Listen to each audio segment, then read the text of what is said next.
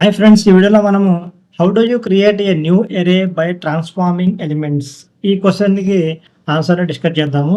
ఒక ఎరేను యూజ్ చేసి కొత్త ఎరేని మనం క్రియేట్ చేయడం. ప్లస్ ఇంకోటేంటంటే ట్రాన్స్ఫార్మింగ్ చేయడం. అంటే చేంజ్ చేయడం అనమాట. దానికి వాల్యూస్‌ని చేంజ్ చేయడం ఎరే ఎలిమెంట్స్‌ని.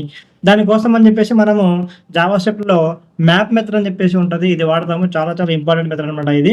ఇక్కడ నేను కన్సోల్ అని చెప్పేసి నంబర్స్ తీసుకున్నాను. ఒక ఎరే తీసుకున్నాను. దీంట్లో 1, 2, 3, 4, 5 అని చెప్పి ఎలిమెంట్స్ ఉన్నాయి.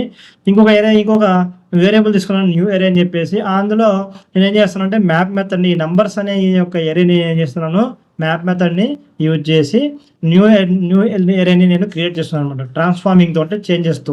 ఎలా అంటే నంబర్స్ డాట్ మ్యాప్ మెథడ్ ఏంటి చేస్తుందంటే ఇక్కడ మనకి ఒక కాల్ బ్యాక్ ఫంక్షన్ ఇక్కడ రిటర్న్ చేస్తుంది అనమాట. మ్యాప్ మెథడ్ ఇక్కడ నంబర్ అని చెప్పేసి తీసుకున్నాను నేను ఒకటి అంటే వాల్యూ అనమాట. ఈ వాల్యూలో మనకి 1, 2, 3, 5 అని చెప్పేసి ఈ ఎలిమెంట్స్ని మనము తీసుకుంటాము. ఫస్ట్ 1 వచ్చింది. ఇక్కడ ఏం చేసామంటే మనం నమ్ ఇంటూ ఇక్కడ 2 అని చెప్పేసి ఒక కండిషన్ రాసాము. ఒక క్యాలిక్యులేషన్ రాసాము అనమాట. అంటే నమ్ అంటే 1, 2, 3, 4, 5 ఇంటూ 2 అని చెప్పేసి ఇక్కడ మల్టిప్లికేషన్ చేస్తున్నాం.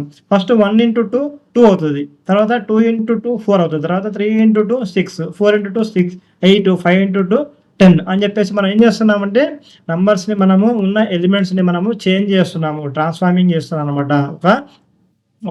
ఒక కండిషన్ ఒక క్యాలిక్యులేషన్ చేస్తున్నాను అనమాట. ఇది ఈ యొక్క న్యూ ఎరే అని చెప్పేసి ఈ యొక్క వేరియబుల్ నేను ఏం చేస్తున్నాను, కన్సోల్ చేస్తున్నాను.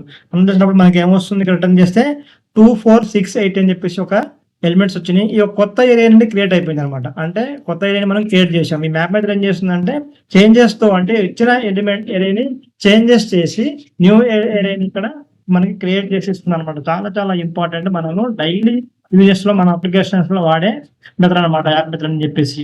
అయితే ఇది ఎక్కువగా మనం ఏం చేస్తామంటే దీంట్లో కాల్ బ్యాక్ ఫంక్షన్ ఉంటుంది. కాల్ బ్యాక్ ఫంక్షన్ అంటే మనకు తెలుసు, ఇక్కడ మనం కాల్ బ్యాక్ ఫంక్షన్ అంటారు అనమాట. దీన్ని కాల్ బ్యాక్ ఫంక్షన్ అని చెప్పేసి అంటారు. కాల్ బ్యాక్ ఫంక్షన్ ద్వారా ఇది రిటర్న్ చేస్తుంది అనమాట.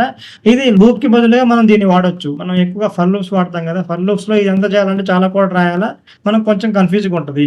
కాబట్టి డైరెక్ట్ గా మ్యాప్ మెథడ్ వాడితే మనము లూప్ ఎలా పనిచేస్తుందో ఇది కూడా అలా పనిచేస్తుంది. ఇది అందులో క్లీన్ కోడ్ ఇస్తుంది మనకి లూప్ కంటే కూడా. యూఐ అప్డేట్స్ కానివ్వండి, డేటా ట్రాన్స్ఫర్మేషన్ కానివ్వండి, ఫార్మాటింగ్ కానివ్వండి, ఇవన్నీ కూడా మనము ఈ మ్యాప్ మెథడ్ ద్వారా చేయొచ్చు అనమాట.